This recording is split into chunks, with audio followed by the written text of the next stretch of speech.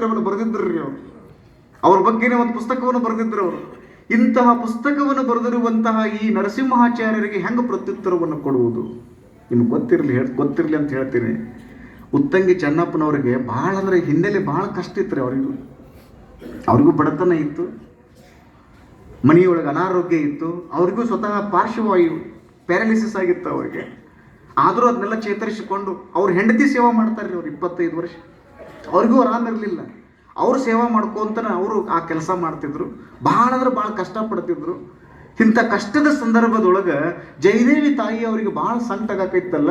ಸಿದ್ದರಾಮೇಶ್ವರರ ಲಿಂಗಾಯತರಲ್ಲ ಶೈವರದಾರ ಅಂತ ತಿಳ್ಕೊಂಡು ಹೇಳ್ತಾರಂದ್ರೆ, ಅದು ಅಂಥ ಪ್ರಗಲ್ಭ ಪಂಡಿತರು ಹೇಳ್ತಾರಂದ್ರೆ ನೀವು ದಯವಿಟ್ಟು ಅದಕ್ಕೊಂದು ಉತ್ತರ ಕೊಡ್ರಿ ಅಂತ ತಿಳ್ಕೊಂಡು ಕೇಳ್ಕೊಂಡ್ರು. ನನಗೆ ಆಗಂಗಿಲ್ಲ ರೀ, ಶರೀರದೊಳಗೆ ಶಕ್ತಿನೇ ಇಲ್ಲ. ಇಷ್ಟೆಷ್ಟು ಅವ್ರಿಗೆ ತ್ರಾಸ ಆಗಿಬಿಟ್ಟಿತ್ತು ಬಿಡ್ರಿ. ಅಷ್ಟರೊಳಗಡೆ ನಾನು ಯಾಕೆ ಈ ಮಾತುಗಳನ್ನು ಹೇಳ್ತೀನಿ ಅಂದರೆ, ಸಮಾಜ ಸೇವೆಯನ್ನು ಮಾಡುವಂಥವ್ರಿಗೆ ತೊಂದರೆಗಳು ಭಾಳ ಬರ್ತವೆ. ನೀವು ಎಲ್ಲ ಸೇವಾ ಮಾಡಕತ್ತರ, ನಿಮಗೂ ತೊಂದರೆಗಳು ಬರಕತ್ತವೆ. ನೀವು ಎಲ್ಲ ಸಮಾಜದೊಳಗೆ ಸೇವಾ ಮಾಡಕೋತ ನೀವು ಮುಂದೆ ಬಂದುಬಿಟ್ರಿ ಅಂದರೆ ನಿಮಗೆಲ್ಲರೂ ಬಹಳ ಮಂದಿ ತೊಂದರೆ ಕೊಡಕ್ಕೆ ಹೋಗ್ತಾರೆ. ಯಾಕಂದ್ರೆ ಸಮಾಜ ಸೇವಾ ಮಾಡೋರ್ನ ಈ ಸಮಾಜ ಪಟ್ನ ಒಪ್ಕೊಳ್ಳಂಗಿಲ್ಲ.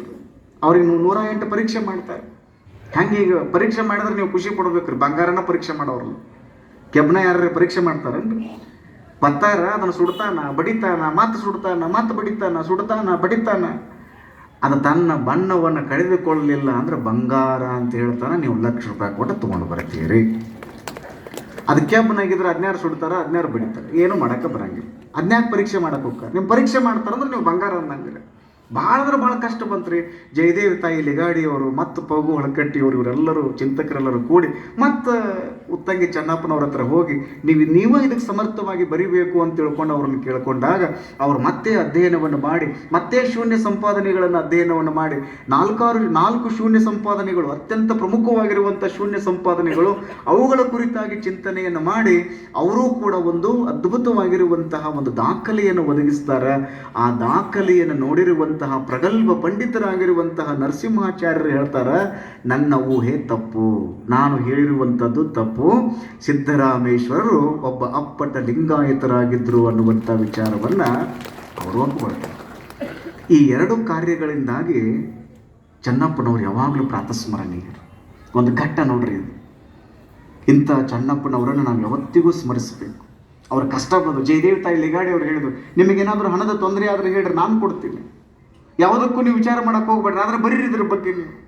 ಯಾಕಂದರೆ ಸಮಾಜ ಸೇವಾ ಮಾಡೋರಿಗೆ ಆರ್ಥಿಕ ತೊಂದರೆ ಇರ್ತದೆ. ಅಂಥ ಸಂದರ್ಭದಲ್ಲಿ ನೀವು ಸೂಕ್ಷ್ಮವಾಗಿ ಯಾರ್ಯಾರು ಸಮಾಜ ಸೇವಾ ಮಾಡ್ಬೇಕಂತಾರಲ್ಲ ಅವ್ರ ಹತ್ರ ಹೋಗ್ರಿ. ಅವ್ರ ಕಷ್ಟತರ ಸುಖಗಳನ್ನು ನೀವು ವಿಚಾರಿಸಬೇಕು. ಅದೇ ಒಂದು ದೊಡ್ಡ ಸೇವಾ ಅಂತ ತಿಳ್ಕೊಬೇಕ್ರಿ. ಪಗು ಒಳಕಟ್ಟಿ ಅವ್ರ ಕತ್ತಿಗೆ ಹೇಳಿದ್ಮೇಲೆ 116 ಕಡೆಗೆ ಹೊಲಿಗೆ ಬಿದ್ದವ್ರಿ ತಂಗಿಗೆ. ಆ ಹೊಲಿಗೆ ಹಾಕ್ಕೊಂಡು ಕೋಟ್ ಹಾಕ್ಕೊಂಡು ಅವರು ಸೇವಾ ಮಾಡ್ತಿದ್ರು. ಹಾಸ್ಬೇಕಂದ್ರೆ ಚಾಪ್ ಇರಲಿಲ್ಲ, ಕೊಡಬೇಕಂದ್ರೆ ಮನೆಯೊಳಗೆ ಊಟ ಇರಲಿಲ್ಲ. ಅಂಥ ಸಂದರ್ಭದೊಳಗೆ ತಮ್ಮ ಸರ್ವಸ್ವವನ್ನು ಈ ಸಮಾಜಕ್ಕಾಗಿ ಅವರು ದಾರಿ ಎರಿತಾರೆ ಅಂದ್ರೆ ಅವರಿಗೆ ಮಹಾತ್ಮ ಅನ್ಲಾರ್ದು ನಾವು ಯಾರಿಗೆ ಮಹಾತ್ಮ ಅನ್ನೋ ಹೇಳ್ರಿ ನೋಡೋಣ. ಅಂಥ ಅಪರೂಪದ ಸಮಾಜ ಸೇವಕರನ್ನು ನಾವು ಗುರುತಿಸಬೇಕು. ಸಮಾಜ ಅಂದ್ರೆ ಅಷ್ಟು ಸರಳ ತಿಳ್ಕೊಬೇಡ್ರಿ. ಈ ಸೇವಾ ಮಾಡೋರಿಗೆ ಭಾಳ ಕಷ್ಟ ಬರ್ತದೆ. ಈ ನಮ್ಮ ಸಮಾಜದೊಳಗೂ ಹೆಂಗಿರ್ತದೆ ಅಂದ್ರೆ, ಈ ನಮ್ಮ ಜನರೊಳಗೂ 3 ಥರ ಇರ್ತಾರೆ. ಒಂದಿಷ್ಟು ಮಂದಿ ಹೆಂಗಿರ್ತಾರೆ ಅಂದ್ರೆ ಕಲ್ಲಿನಂಗಿರ್ತಾರೆ. ಇನ್ನೂ ಒಂದಿಷ್ಟು ಮಂದಿ ಧಾನ್ಯಗಳಿದ್ದ ಹಾಗಿರ್ತಾರೆ. ಈ ಕಲ್ಲಿನ ತುಣುಕುಗಳಿರ್ತಾವಲ್ಲ, ಚೂರುಗಳು, ಅವ್ನು ನೀರಾಗ ಹಾಕಿ ಕುದಿಸಾಕತ್ರ ಏನು ಯಾರಿಗೆ ಉಪಯೋಗ ಐತೆ ಹೇಳ್ರಿ ನೋಡು. ಈ ಕಲ್ಲಿನ ಚೂರುಗಳನ್ನು ನೀರಾಗ ಹಾಕಿ ಕುದಿಸಿದ್ರೆ ಏನಾಗ್ತದೆ? ಕಲ್ಲಿನ ಚೂರುಗಳು ಮೆತ್ತಗಾಕ್ಕವಂತೀರ ನೀವು? ಆಗಂಗಿಲ್ಲ. ಶರಣರ ಹೇಳ್ಯಾರಲ್ಲ, ಎನಿಸು ಕಾಲ ಕಲ್ಲು ನೀರೊಳಗಿದ್ದಡೇನು ನೆನೆದು ಮೃದುವಾಗಬಲ್ಲುದೆ, ಆಗಂಗಿಲ್ಲ. ಎಷ್ಟು ಕಾಲ ನೀವು ನೀರೊಳಗಿಟ್ಟರೂ ಕೂಡ ಕಲ್ಲು ಮೃದುವಾಗಂಗಿಲ್ಲ. ಅದು ಈ ನೀರಿನ ಒಂದು ಪಾತ್ರೆ ಒಳಗೆ ಆ ಕಲ್ಲಿನ ತುಣುಕುಗಳನ್ನು ಚೂರುಗಳನ್ನು ಹಾಕಿ ಹರಳುಗಳನ್ನು ಹಾಕಿ ನೀವು ಕುದಿಸಾಕತ್ತೀರಿ ಅಂದ್ರೆ ನೀರಿಗೂ ಉಪಯೋಗ ಇಲ್ಲ, ಅದು ಮೆತ್ತಗಾಗಂಗಿಲ್ಲ. ಅದ ಕುದಿಯುವಂಥ ನೀರಿನೊಳಗೆ ಗಟ್ಟಿಯಾಗಿರುವಂಥ ಧಾನ್ಯಗಳನ್ನು ಹಾಕಿದ್ರಿ ಅಂದ್ರೆ ಅದೇನಾಕತ್ರಿ? ಧಾನ್ಯ ಏನಾಕತ್ತಿ? ಮೆತ್ತಗಾಕತ್ತಿ. ಅಕ್ಕಿ ಮೊದಲು ಬಿರುಸ ಇರ್ತೈತಿ, ಆ ಕುದಿಯುವಂಥ ನೀರಿಗೆ ಹಾಕಿಬಿಟ್ರಿ ಅಂದ್ರೆ ಅದು ಅನ್ನ ಆಗಿಬಿಡ್ತೈತಿ, ಮೆತ್ತಗಾಗಿಬಿಡ್ತೈತಿ. ಅದೇ ನೀರಿನೊಳಗೆ, ಕುದಿಯುವಂಥ ನೀರಿನೊಳಗೆ ಕಾಫಿ ಬೀಜಗಳನ್ನ ಹಾಕಿರಿ ಏನಾಕತಿ? ಅಪ್ಪಾರ ಬ್ರೂ, ಒಂದು ಮಗ್ನಲ್ಲಿ ಹಾಲು, ಮತ್ತೊಂದರಲ್ಲಿ ಬ್ರೂ ಆಕೈತ್ರಿ ಅಪ್ಪ. ಕಾಫಿ ಆಗ್ತದ್ರಿ ಅಪ್ಪ.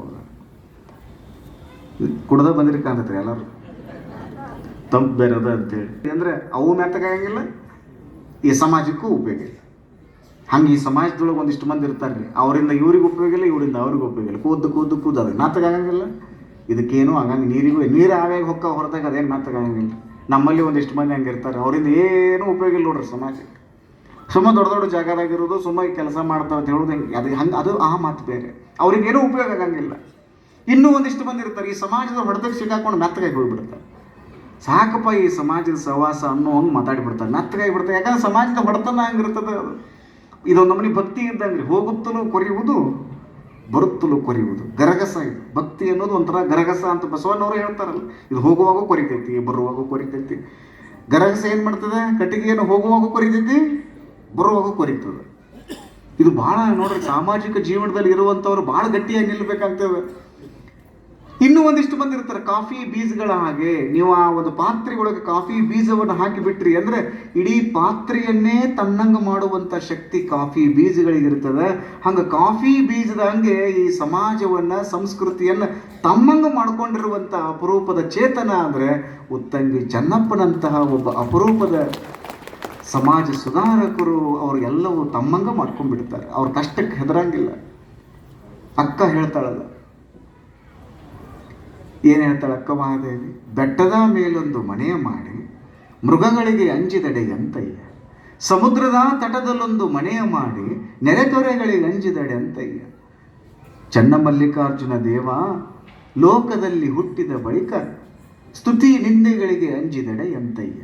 ನೀವು ಬೆಟ್ಟದ ಮೇಲೆ ಒಂದು ಮನೆ ಮಾಡ್ತೀರಿ, ಅಲ್ಲಿ ಮೃಗಗಳಿಗೆ ಅಂಜಿದ್ರೆ ಹೆಂಗಪ್ಪ? ಧಿಕ್ಕಾರ ಹಾಕೋರು ಅದಾರ, ಜೈಕಾರ ಹಾಕೋರು ಇರ್ತಾರೆ, ಧಿಕ್ಕಾರ ಹಾಕೋರು ಇರ್ತಾರೆ. ಅವು ಎರಡೂ ಬಂದಾಗ ಏಕತಾನತೆಯಿಂದ ಒಂದೇ ದೃಷ್ಟಿಯನ್ನು ಇಟ್ಟುಕೊಂಡು ಯಾರು ಸಮಾಜ ಸೇವೆಯನ್ನು ಮಾಡ್ತಾರಲ್ಲ ಅವರು ಪ್ರಾತಸ್ಮರಣೀಯರಾಗುತ್ತಾರೆ ಅನ್ನುವಂಥದ್ದನ್ನು ನಾವೆಲ್ಲರೂ ಸ್ಪಷ್ಟವಾಗಿ ತಿಳ್ಕೊಳ್ಬೇಕು. ಆ ಹಿನ್ನೆಲೆಯಲ್ಲಿ ಉತ್ತಂಗಿ ಚೆನ್ನಪ್ಪನವರು ಹಾಗೆ ಕೆಲಸ ಮಾಡಿದರು. ಕಷ್ಟ ಬಂದರೂ ಅವರೇನು ಹೆದರಲಿಲ್ಲ. ಇದಕಾರಂಜುವರು ಇದಕಾರಳಕುವರು, ಹೆದರದಿರು ಮನವೇ ಬೆದರದಿರು ಮನವೇ, ನಿಜವನರಿದು ನಿಶ್ಚಿಂತನಾಗಿರು ಮನವೇ. ಅಕ್ಕ ಎಷ್ಟು ಚೆನ್ನಾಗಿ ಹೇಳ್ತಾಳ್ರಿ. ಈ ಮನಸ್ಸಿಗೆ ಅಕ್ಕ ಮಹಾದೇವಿ ಸಾಂತ್ವನ ಹೇಳ್ತಾಳೆ. ಯಾಕೆ ಸಾಂತ್ವನ ಹೇಳ್ತಾಳೆ ಅಂದರೆ ಇದು ಈ ಮನಸ್ಸು ನೋಡ್ರಿ ಮುಖ್ಯದ. ನಾನು ನಿಮಗೆಲ್ಲ ಅದನ್ನು ಹೇಳೋದು, ನಿಮ್ಮ ಮನಸ್ಸು ಗಟ್ಟಿ ಮಾಡ್ಕೊಳ್ರಿ. ಯಾವುದೇ ಸಂದರ್ಭ ಬಂದರೂ ನನ್ನ ಮನಸ್ಸಿನ ಸ್ಥಿಮಿತತೆಯನ್ನು ನಾನು ಕಳ್ಕೊಳ್ಳೋಂಗಿಲ್ಲ ಅಂತ ನೀವು ಗಟ್ಟಿ ಆಗಿರಿ. ನಿಮ್ಮ ಮನೆ ಅಂದ ಮೇಲೆ ಒಂದು ಮಾತು ಬರ್ತದೆ, ಒಂದು ಮಾತು ಹೋಗ್ತದೆ. ಅಪ್ಪರ ಒಂದೇ ಮಾತಲ್ರಿ, 10 ಮಾತು ಬರ್ತಾವ ಅಂತೀರಿ ನೀವು. ಒಂದು ಮಾತು ಬರ್ತದೆ, ಒಂದು ಮಾತು ಹೋಗ್ತದೆ. ನೀವು ಮನಸ್ಸನ್ನು ಗಟ್ಟಿ ಮಾಡ್ಕೊಳ್ಬೇಕು, ಅದನ್ನು ಕಲುಷಿತ ಮಾಡ್ಕೊಳ್ಬಾರ್ದು. ಶಾಂತವಾಗಿರೋದು, ಕೂಲ್ ಆ್ಯಂಡ್ ಕಲೆಕ್ಟಿಂಗ್ ಆಗಿ, ಕಾಮ್ ಆ್ಯಂಡ್ ಕೂಲ್ ಆಗಿ, ಕಾಮ್ ಆ್ಯಂಡ್ ಕಂಪೋಸ್ಡ್ ಆಗಿ ನೀವು ಇರಬೇಕು. ಹಂಗಿದ್ರಿ ಅಂದರೆ ನೀವು ಆರಾಮ್ ಇರ್ತೀರಿ.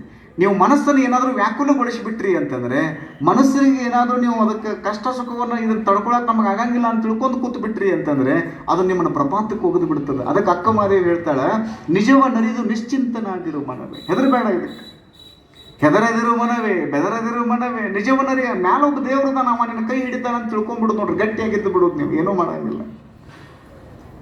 ಸ್ವಾಮಿ ವಿವೇಕಾನಂದರದ್ದು ಘಟನೆ ಆಯ್ತಲ್ಲ, ಸಣ್ಣವರಿದ್ದಾಗ ಹಿಂಗೆ ಹೊಂಟಿದ್ರಿ ಅವರು, ಮಂಗ್ಯ ಬೆನ್ನ ಹತ್ತಿ ಬಂದು ರೀ. ಅವ್ರು ಮಂಗ್ಯ ಬೆನ್ನ ಹತ್ತಿ ಬಂದು ಅಂತ ತಿಳ್ಕೊಂಡು ಓಡಾಕತ್ರು. ಅವು ಬೆನ್ನ ಹತ್ತಿ ಓಡಾಕತ್ರು ರೀ. ಮಂಗ್ಯ ಎಷ್ಟು ಹರಗಾಲ ಬಿದ್ದ್ರಿ, ನಮ್ಮ ಜವಾರಿ ಭಾಷೆ ಒಳಗೆ ಹೇಳ್ತಾರೆ, ಹರಗಾಲ ಬಿದ್ದ್ರಿ.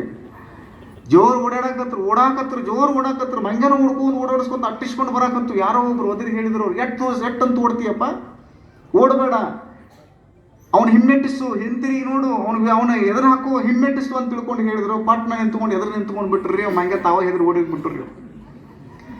ನೀವು ಹಂಗೆ ನೋಡ್ರಿ, ಕಷ್ಟಗಳು ನಿಮ್ಗೆ ಬಂದಾವಂದ್ರೆ ಹೆದರಿ ಓಡಿ ಹೋಗಕ್ಕೆ ಹೋಗ್ಬೇಡ್ರಿ. ನಿಂತ್ಕೊಂಡು ನಾನು ಹಿಂದೆ ಬಸವಣ್ಣದಾನ ಅಂತ ತಿಳ್ಕೊಂಡು ಅವಕ್ಕೆ ಎದುರು ನಿಂತು ಬಿಡ್ರಿ. ಆ ಕಷ್ಟಗಳೇ ನಿಮಗೆ ಹೆದರಿ ಓಡಿ ಹೋಗ್ತಾವ ಅನ್ನುವಂಥದ್ದನ್ನು ನಾವು ತಿಳ್ಕೊಳ್ಬೇಕು. ಹಂಗೆ ಉತ್ತಂಗಿ ಚೆನ್ನಪ್ಪನವ್ರಿಗೆ ಕಷ್ಟ ಇತ್ತು, ನಿಮಗೆ ನಾವು ಸಪೋರ್ಟಿವ್ ಆಗಿ ನಿಲ್ತೀವಿ ಅಂತ ತಿಳ್ಕೊಂಡು ಹೇಳ್ತಾರೆ. ಎಲ್ಲರೂ ಹೇಳಿದ್ದರ ಫಲವಾಗಿ ಅವರು ಮತ್ತೆ ತಮ್ಮ ಕಾಯಕ ಕೈಂಕರ್ಯವನ್ನು ಮಾಡ್ತಾರೆ. ಇವತ್ತು ನಾವೆಲ್ಲರೂ ಹೆಮ್ಮೆಯಿಂದ ಹೇಳಬೇಕು. ಅನುಭವ ಮಂಟಪದ ಐತಿಹಾಸಿಕತೆ ಅನ್ನುವಂಥದ್ರ ಬಗ್ಗೆ ಅವರು ದಾಖಲೆ ಸಮೇತವಾಗಿ ಅವರು ಇಡೀ ವಿದ್ವತ್ ಜನರ ಮುಂದೆ ಅದನ್ನು ಪ್ರಸ್ತಾಪ ಮಾಡ್ತಾರೆ. ಆಮೇಲೆ ಸಿದ್ದರಾಮೇಶ್ವರರು ಅಪ್ಪಟ ಲಿಂಗಾಯತರು ಅನ್ನುವಂಥದ್ರ ಬಗ್ಗೆ ಅವರು ದಾಖಲೆ ಸಮೇತವಾಗಿ ಅದನ್ನು ಅವರು ಪ್ರೂವ್ ಮಾಡ್ತಾರೆ. ಹಾಗೇನೆ ಮೋಳಿಗೆಯ ಮಾರಯ್ಯನವರ ವಚನಗಳನ್ನು ಕೂಡ ಅವರು ಸಂಪಾದನೆ ಮಾಡ್ಯಾರ. 800 ಚಿಲ್ಲರ ವಚನಗಳು ಏನು ಬರೆದಿದ್ರಲ್ಲ ಅವುಗಳನ್ನು ಅವರ ಸಂಪಾದನೆ ಮಾಡಿರುವಂಥದ್ದು, ಪರಿಷ್ಕರಣೆ ಮಾಡಿರುವಂಥದ್ದು. ಆದಯ್ಯನವರು ಬರೆದಿರುವಂಥ ವಚನಗಳನ್ನು ಪರಿಷ್ಕರಣೆ ಮಾಡಿದರು. ಬಸವಣ್ಣನವರು ಮತ್ತು ಅಸ್ಪೃಶ್ಯ ನಿವಾರಣೆಯು ಅನ್ನುವಂಥ ಒಂದು ಗ್ರಂಥ ಬರೆದಾರ, ತಾವು ದಯವಿಟ್ಟು ಓದಬೇಕು. ಇಂಥ ಅನೇಕ ಗ್ರಂಥಗಳನ್ನು 12ನೇ ಶತಮಾನದ ಕುರಿತಾಗಿ ಅವರು ಬರೆದಿರೋಣದರಿಂದ ನಾವೆಲ್ಲರೂ ಹೆಮ್ಮೆಯಿಂದ ಹೇಳಬೇಕು, ನಾವೆಲ್ಲರೂ ಇಂಥ ಒಂದು ಅಪ್ಪಟವಾಗಿರುವಂಥ ಬಸವಣ್ಣ ನಡೆದಿರುವಂಥ ಜಾಗದೊಳಗೆ, ಬಸವಣ್ಣ ಅಡ್ಡಾಡಿರುವಂಥ ನೆಲದೊಳಗೆ ನಾವೆಲ್ಲ ಅದೀವಲ್ಲ ಅಂತ ತಿಳ್ಕೊಂಡು ನೀವು ಖುಷಿ ಪಟ್ರಿ ಅಂದರೆ ನಿಮಗಿಂತ ಪುಣ್ಯವಂತರು ಮತ್ತೊಬ್ರು ಇಲ್ಲ ಅಂತ ನೀವೆಲ್ಲ ತಿಳ್ಕೊಳ್ಬೇಕು, ನಾವೆಲ್ಲ ಅರ್ಥ ಮಾಡ್ಕೊಳ್ಬೇಕು. ಆ ಒಂದು ಹಿನ್ನೆಲೆಯಲ್ಲಿ ಅವ್ರು ಕೆಲಸ ಮಾಡ್ತಾರೆ. ಒಬ್ಬ